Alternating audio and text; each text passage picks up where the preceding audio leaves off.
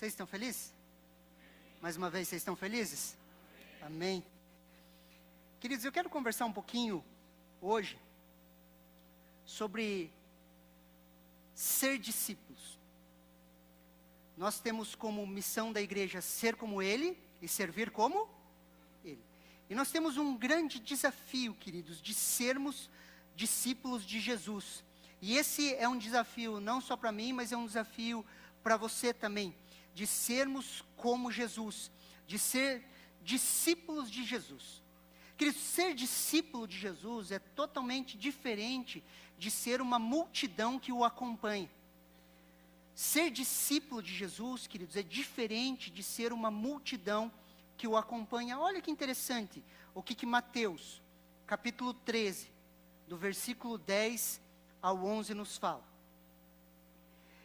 Então os discípulos se aproximaram de Jesus e lhe perguntaram: por que o Senhor fala com eles por meio de parábolas? Jesus falava à multidão por meio de parábolas.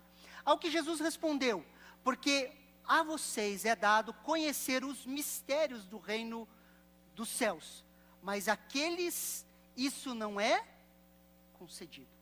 Primeiro, o Retiro Fogo Santo, acho que foi baseado até nesse versículo. Os mistérios de Deus. Quem estava lá há uns bons 25 anos atrás, talvez, entendeu um pouquinho sobre os mistérios de Deus que o pastor Arthur usou como tema do primeiro Retiro Fogo Santo. E quando nós olhamos isso, Jesus chama os seus discípulos e ele fala uma coisa interessante: a vocês é dado os mistérios do reino de Deus. Só que sempre quando nós recebemos algo, queridos, nós precisamos ter um entendimento bem claro, que é o que eu brinco, que é o dilema do Homem-Aranha. Se você é um pouquinho mais novo, você vai saber que o dilema do Homem-Aranha é qual? Muito poder, muita responsabilidade.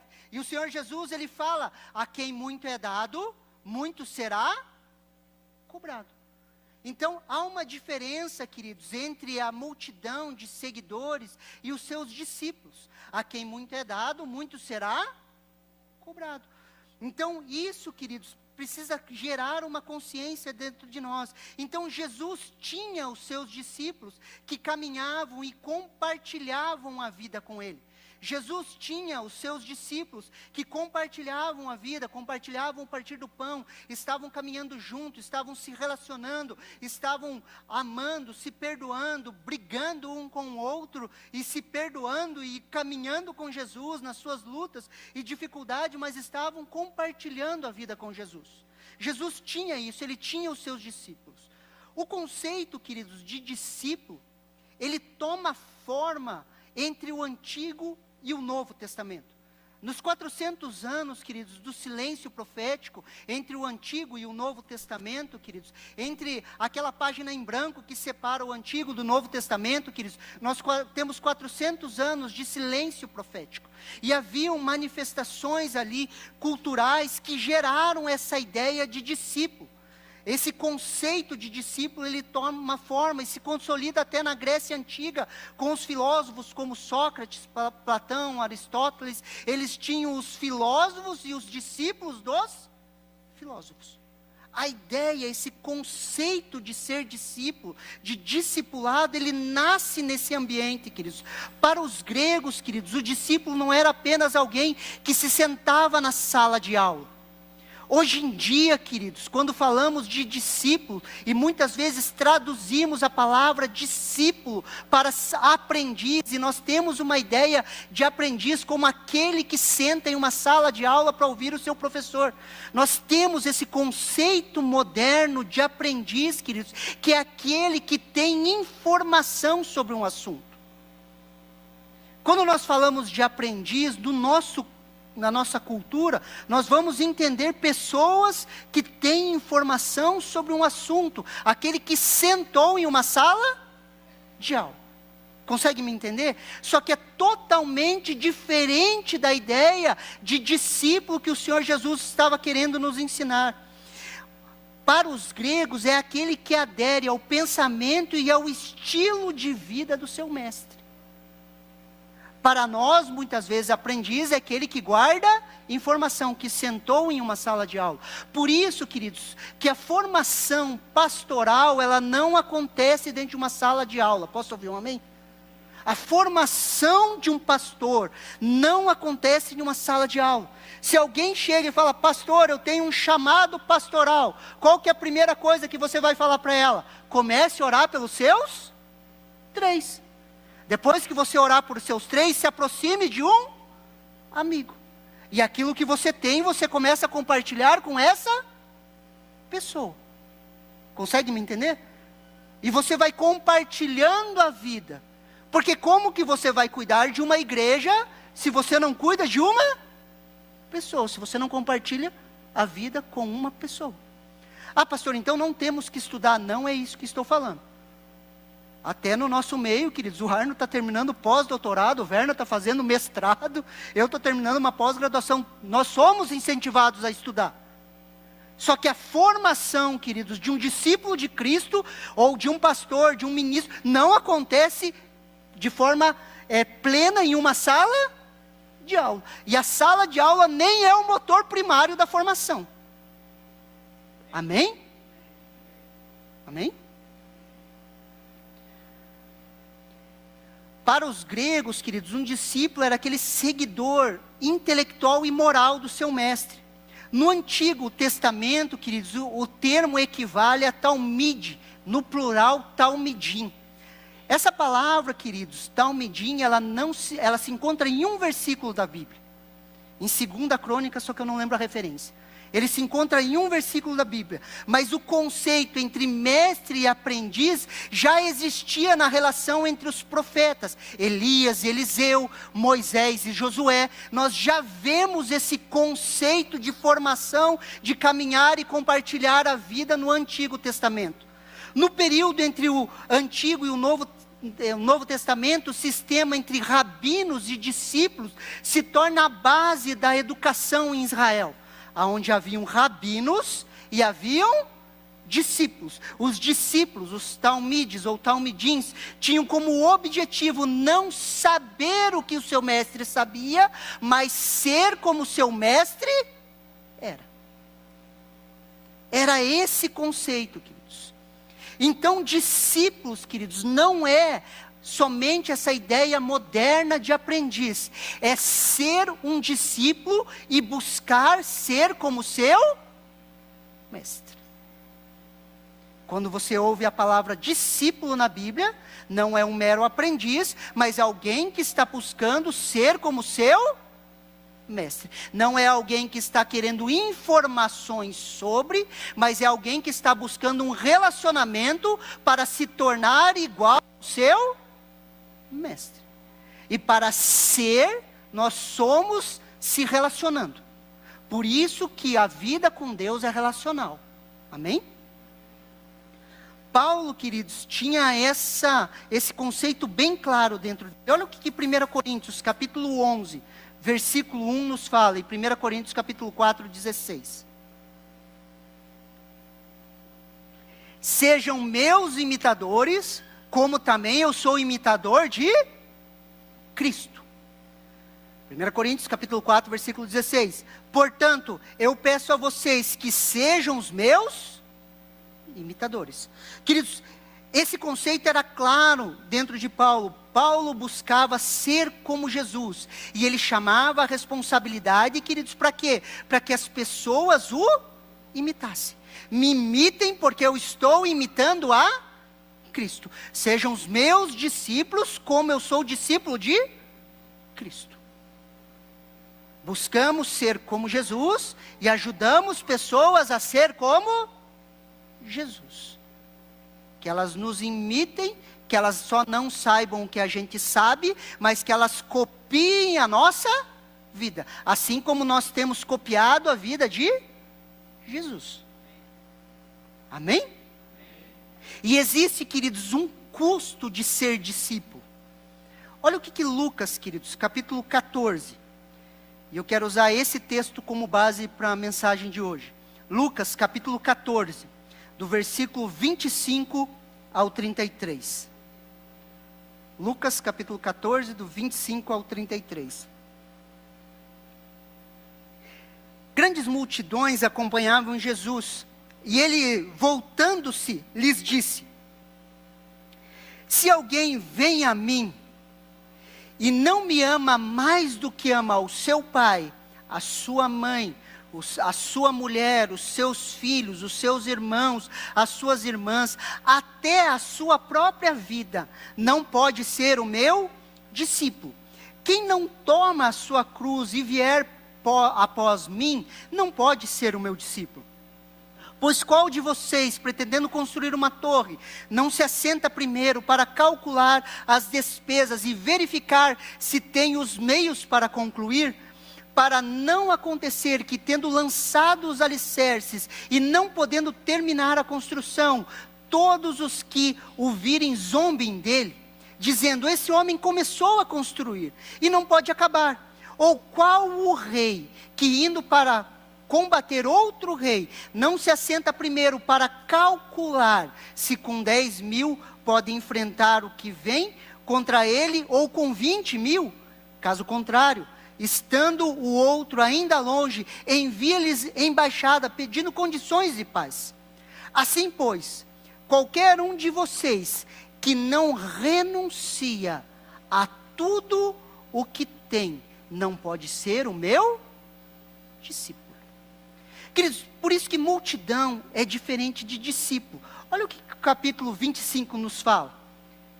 Grande multidão acompanhava Jesus, e ele, voltando-se para ela, disse.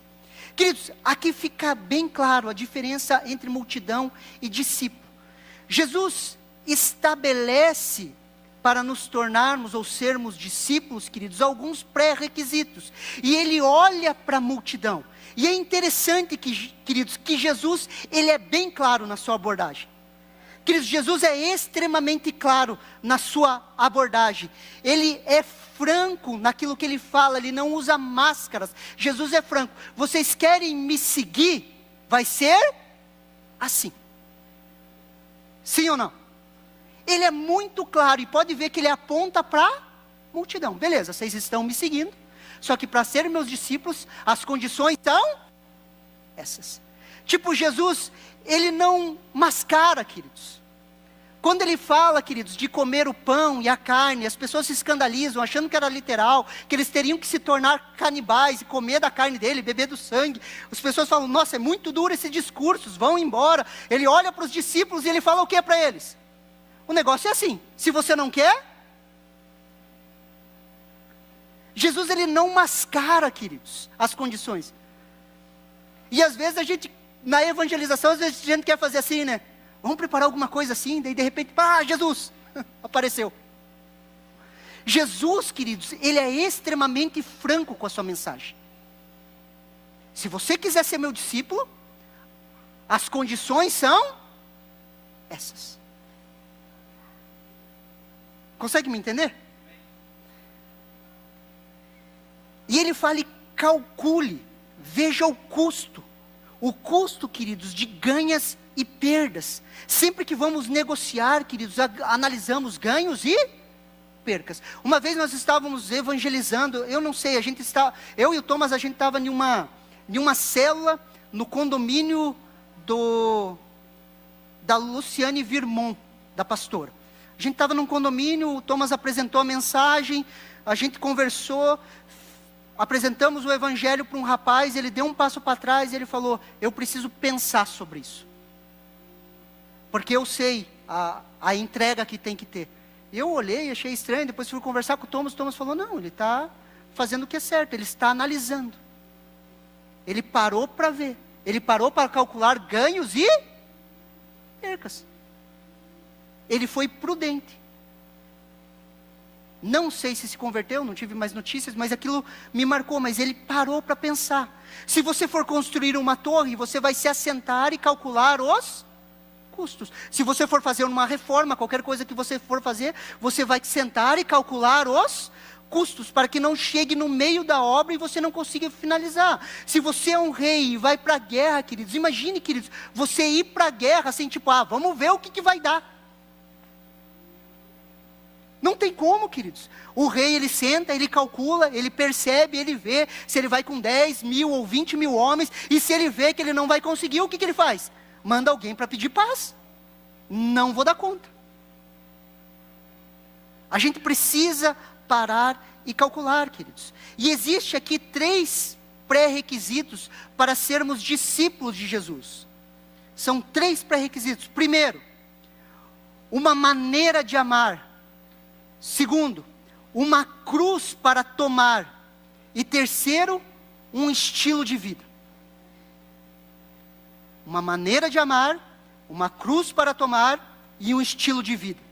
Para sermos discípulos, queridos, vamos precisar passar por esses 3 pontos. E o primeiro ponto, uma maneira de amar. Lucas capítulo 14, versículo 26.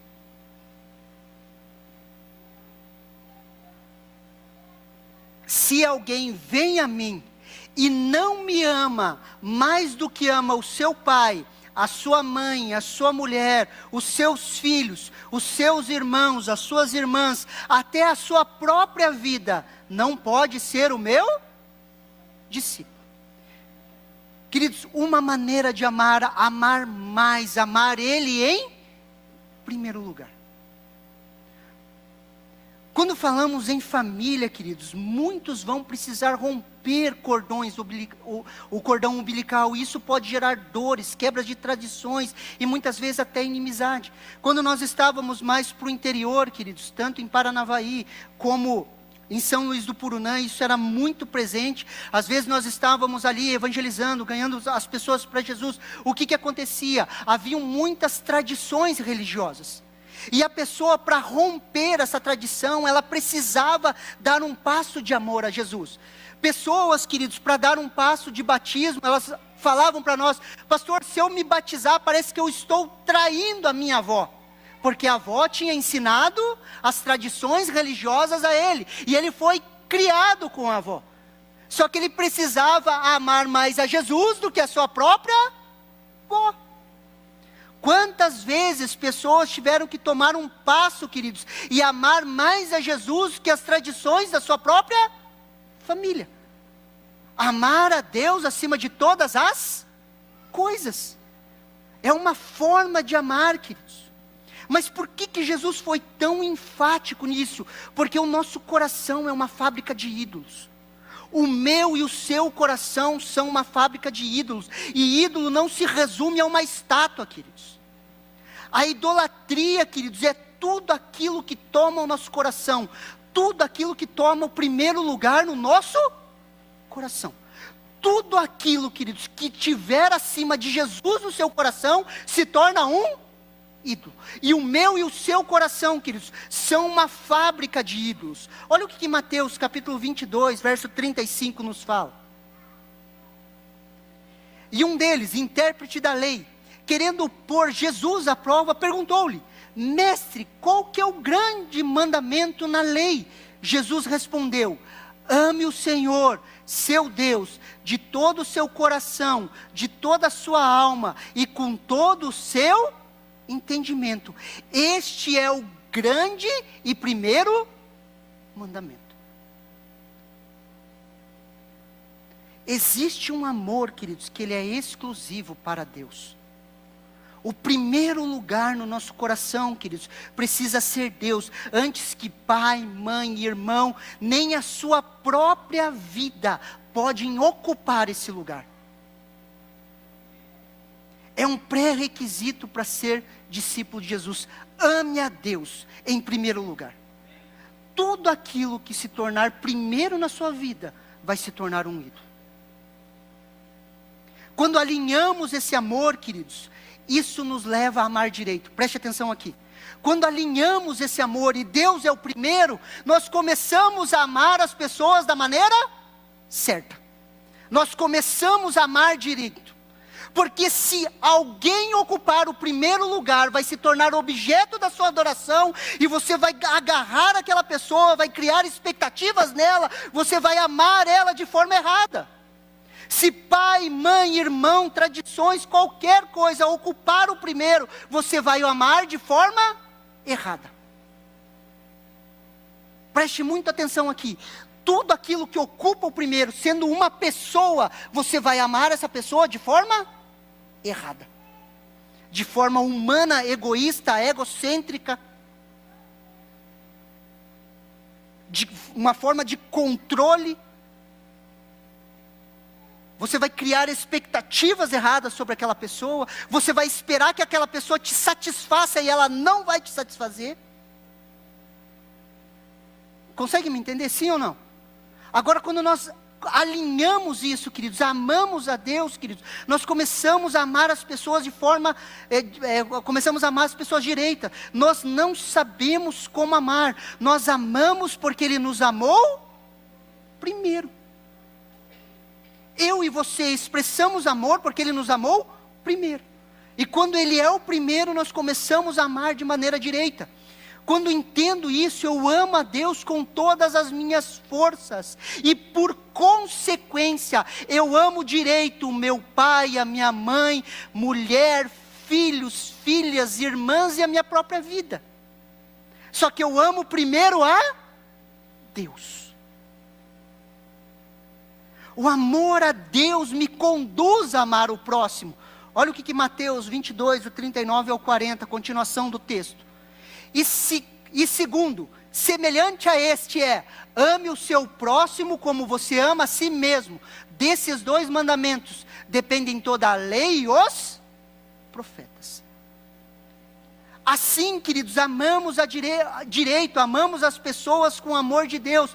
Mas se eu amar alguém ou a mim mesmo mais do que a Deus, eu não vou amar direito. Consegue me entender? Ah, pastor, parece a mesma coisa. Não, queridos. Se alterar a ordem, vai dar problema. Para sermos discípulos de Jesus, queridos, nós precisamos amar a Ele acima de todas as coisas. Acima da nossa própria vida. Acima da nossa própria vida. Essa história muitas vezes que você ouve, você precisa se amar. Se você não se amar, quem vai te amar? Queridos, vai dar errado. Ame a Deus acima de todas as coisas. Ame a Deus. O humanismo sempre vai colocar o homem no centro. E o homem pode ser uma pessoa, pode ser o seu bem-estar, pode ser o seu conforto, pode ser a vida que você sempre sonhou em viver, pode ser a sua autoproteção, pode ser um monte de coisa. Ame a Deus, acima de todas as coisas. Segundo, uma cruz para tomar. Lucas capítulo 14, versículo 27.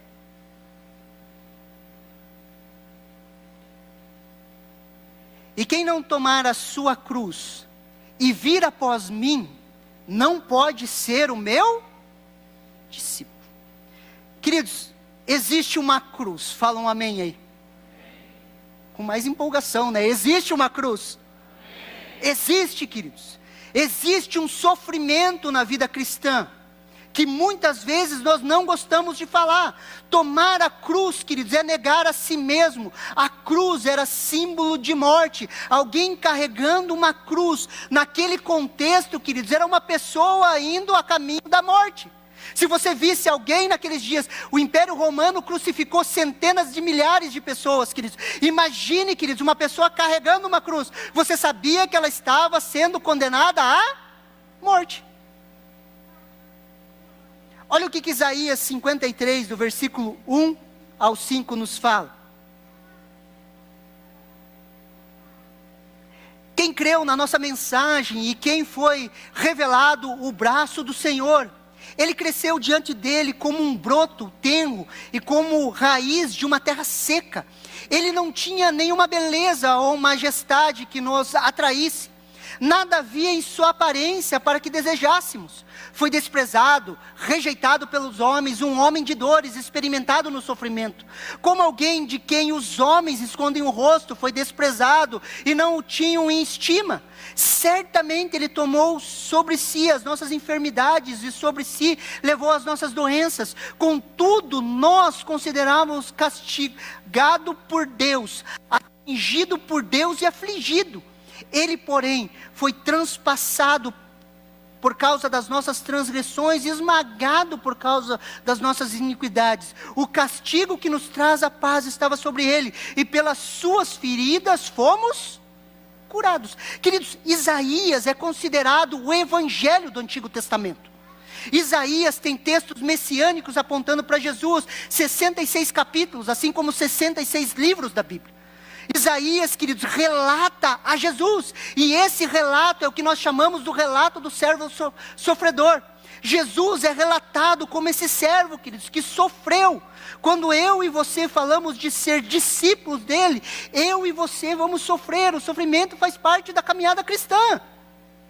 Fala um amém aí. Senão nós caímos em um lance assim: aceite Jesus e a sua vida vai melhorar, e nada de mal vai acontecer, e você sempre vai viver bem, e as coisas vão dar bem. Daí quando você sai evangelizar na rua, anos atrás, queridos, quando eu estava indo em Curitiba, a gente saía evangelizar, de 10 pessoas que a gente abordava, queridos, 7 pelo menos eram desviadas. E desviadas por quê? Eu achei que Deus ia fazer uma coisa e não fez, como se ele fosse o gênio da lâmpada. Por quê? Porque a pregação era errada. Venha e a sua vida vai melhorar, e você vai ficar melhor, e não vai ter... Queridos, a sua vida vai encontrar sentido. Posso ouvir um amém? Vai encontrar sentido. Agora, a ausência de sofrimento é loucura.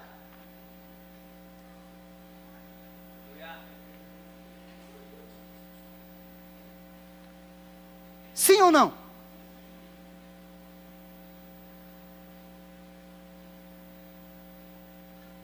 Mateus capítulo 10, versículo 24 ao 26. O discípulo não está acima do seu mestre, nem o servo acima do seu senhor. Basta o discípulo ser como, e nós estamos buscando ser como o nosso mestre. E ao servo como ao seu senhor. Se chamaram de Beelzebul, dono da casa, quanto mais aos seus domésticos. Portanto, não os temais, pois nada há encoberto que não venha a ser revelado, nem oculto que não venha a ser conhecido. Queridos, perseguiram Jesus, sim ou não? Sim ou não? Falaram mal dele, sim ou não? Você acha que não vão fazer com você? Faz parte da caminhada, queridos. Faz parte da vida cristã. Existe uma cruz e um sofrimento. Olha o que Romanos capítulo 8, versículo 16 ao 17 nos fala. O próprio Espírito testifica com o nosso Espírito que somos filhos de Deus, amém? Aqui nós encontramos a direção, o propósito, o porquê vivemos. Somos filhos de Deus, posso ouvir um amém? E o texto continua: ora, se somos filhos, também somos herdeiros, herdeiros de Deus e co-herdeiros com Cristo. Só que geralmente a gente para aqui no texto, mas o texto continua. Se com Ele,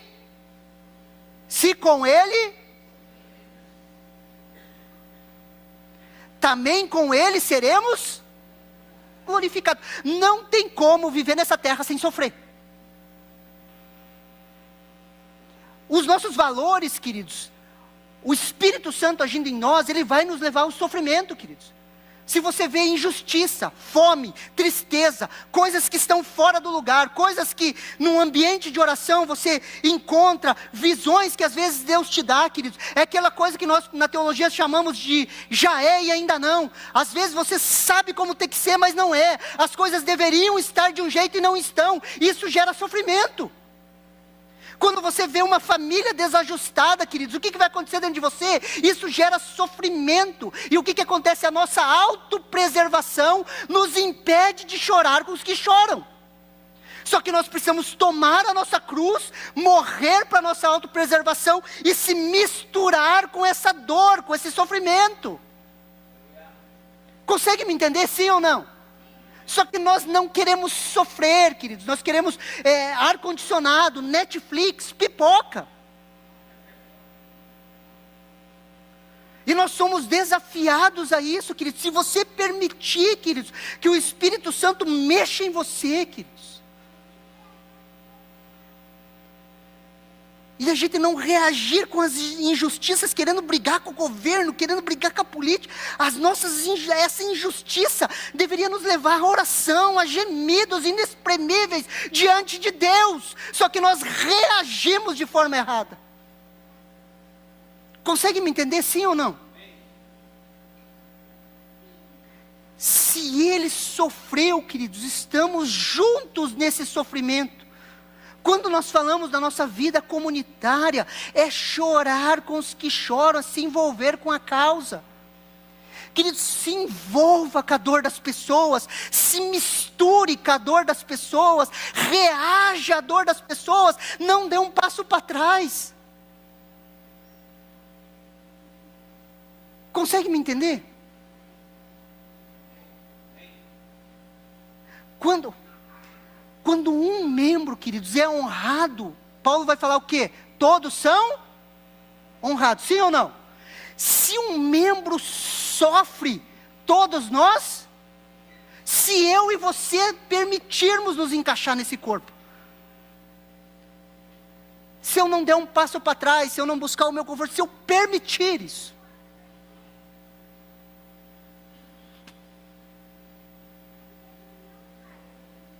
sem cruz, queridos, e o sofrimento, nós não alcançamos o poder da ressurreição.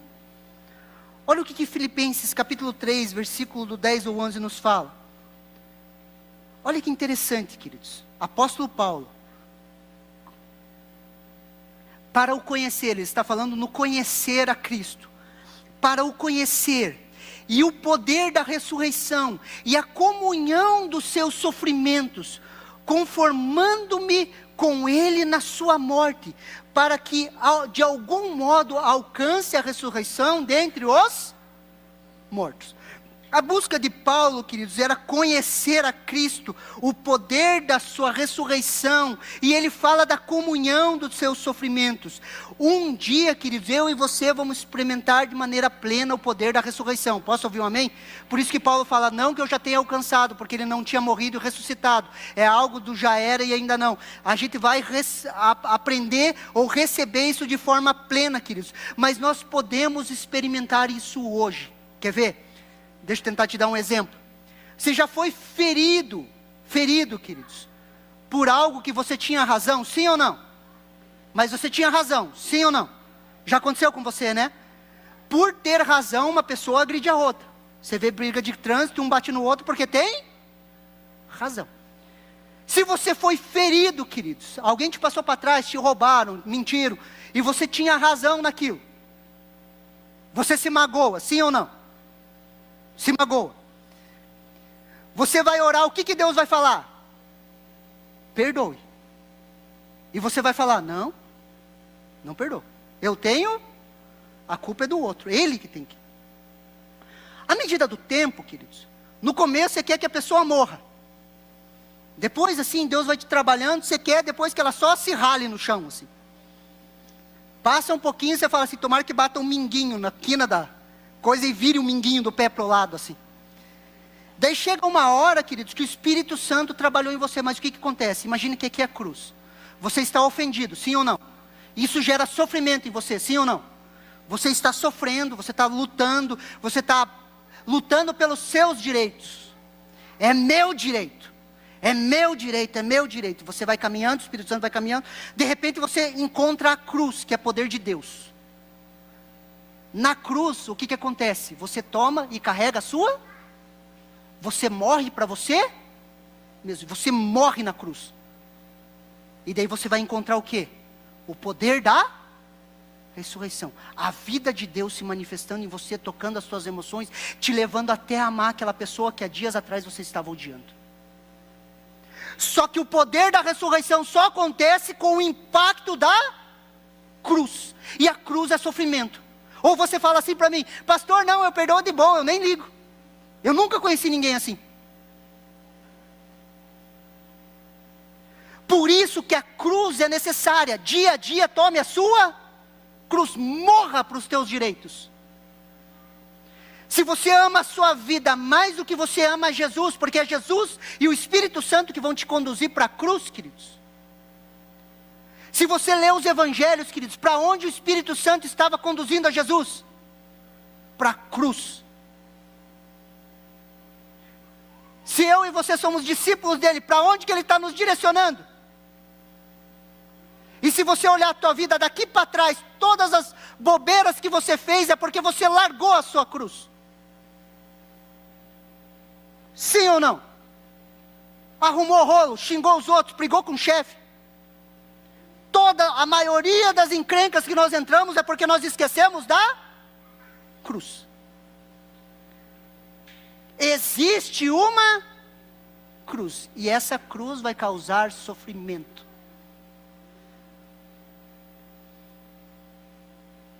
Sim ou não?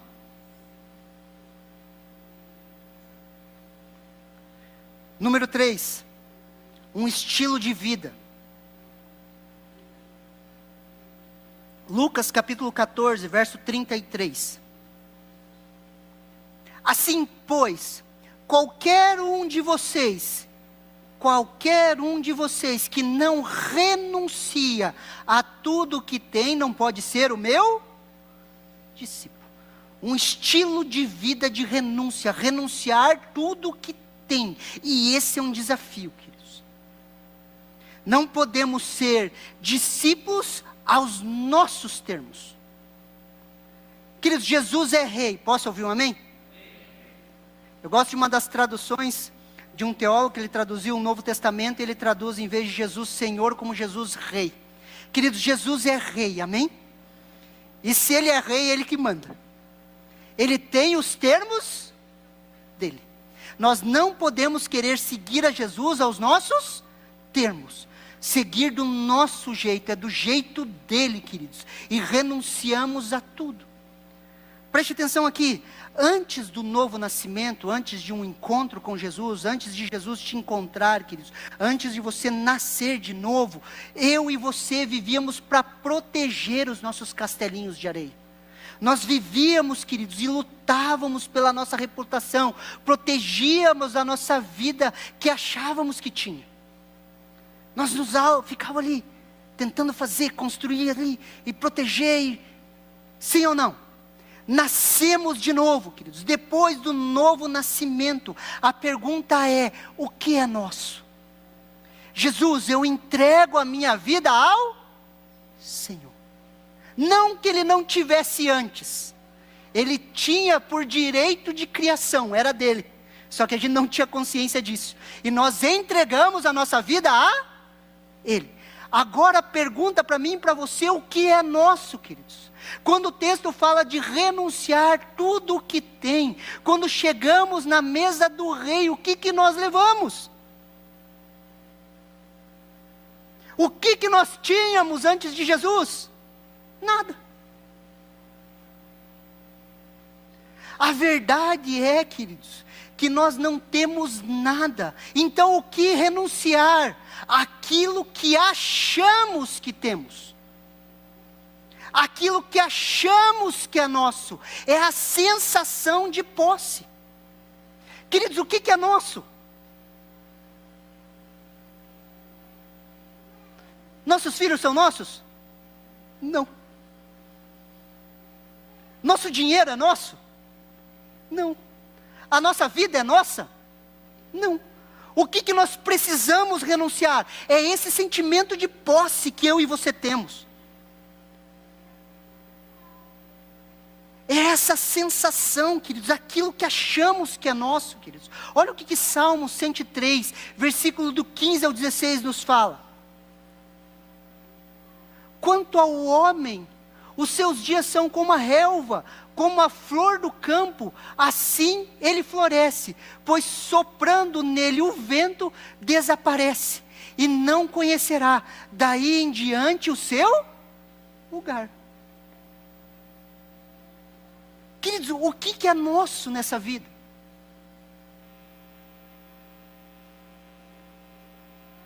Vivemos 60, 70, 80 anos, lutando por um direito que não é nosso, adoecendo a nossa alma e o nosso corpo, nos estressando para proteger coisas que não são nossas. O lugar de descanso, preste atenção aqui, o lugar de descanso é o lugar de renúncia, aonde você renuncia essa sensação de posse, e você abre mão. Jesus é Senhor. Quanto mais eu quero segurar as coisas, queridos, mais eu adoeço. Uma vida de renúncia, queridos, é saúde mental.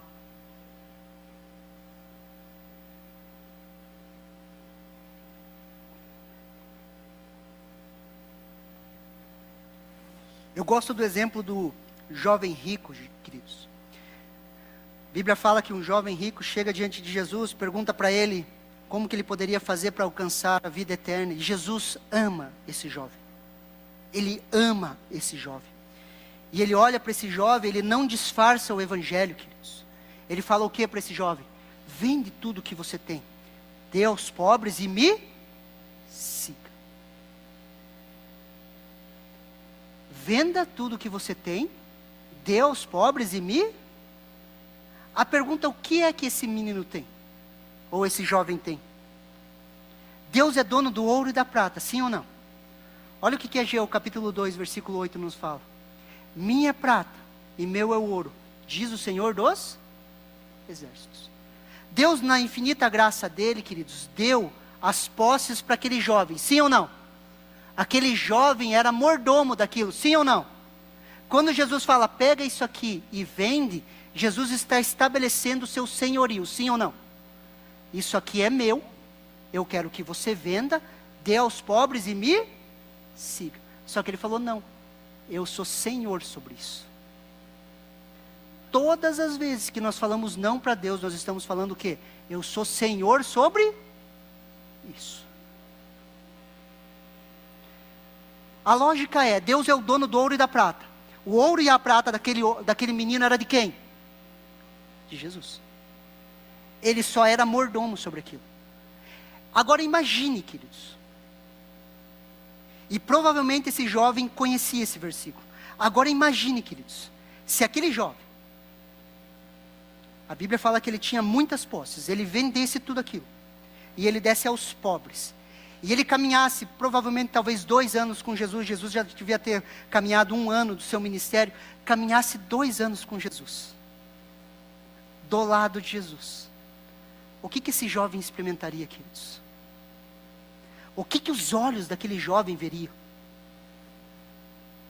O que aquele jovem experimentaria de curas, milagres, restauração nesse tempo? E na eternidade ele ouviria, servo bom e fiel. Servo bom e fiel. Queridos, nada é nosso. Quando falamos em ser discípulos, precisamos entender isso. A nossa agenda não é nossa. O nosso tempo não é nosso. Quando falamos de discipulado, cuidar de pessoas, queridos, a nossa agenda não é nossa. No mínimo, deveríamos perguntar, Jesus, o que o Senhor quer que eu faça? Porque nós nos confundimos, queridos, nós estamos na era do conforto, nunca ninguém viveu tão bem como nós vivemos.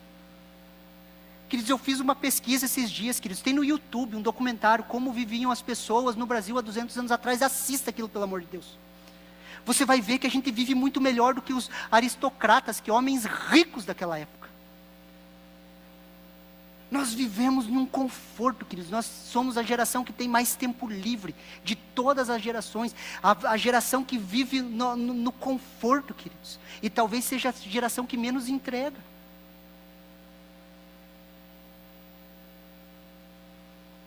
Nossa agenda não é nossa, é dele. Não deveríamos convidar Jesus para entrar nos nossos projetos. Deveríamos entrar nos seus projetos, queridos, e renunciar essa sensação de posse. Esse é o chamado para sermos discípulos. Ser como ele, servir como ele, é amar de uma maneira, carregar uma cruz, queridos, e viver um estilo de vida de renúncia. renúncia. Você recebe essa palavra no seu coração?